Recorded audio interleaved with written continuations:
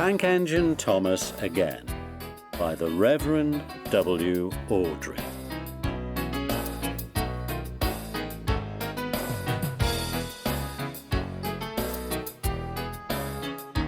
Thomas and the Guard. Thomas the Tank Engine is very proud of his branch line. He thinks it is the most important part of the whole railway. He has 2 coaches. They are old and need new paint, but he loves them very much. He calls them Annie and Clarabel. Annie can only take passengers, but Clarabel can take passengers, luggage and the guard. As they run backwards and forwards along the line, Thomas sings them little songs, and Annie and Clarabel sing too.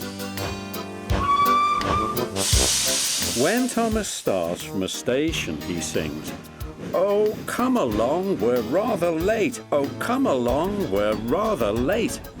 And the coaches sing, "We're coming along, we're coming along."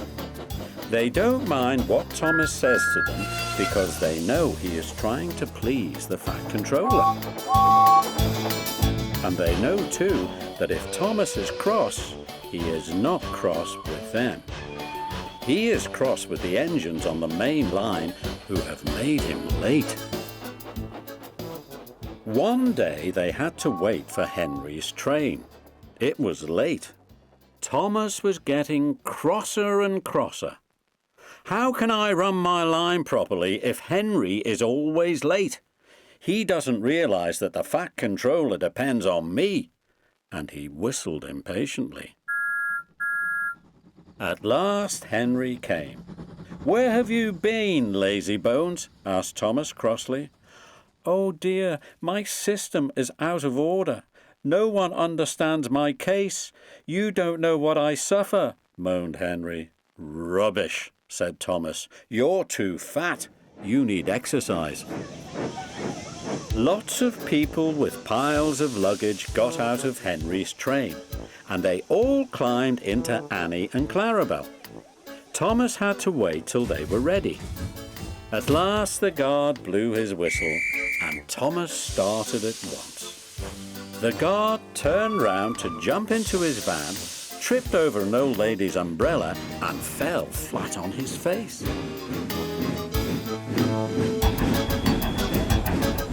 By the time he had picked himself up, Thomas and Annie and Clarabel were steaming out of the station. Come along," puffed Thomas. But Clarabel didn't want to come. "I've lost my nice guard. I've lost my nice guard," she sobbed.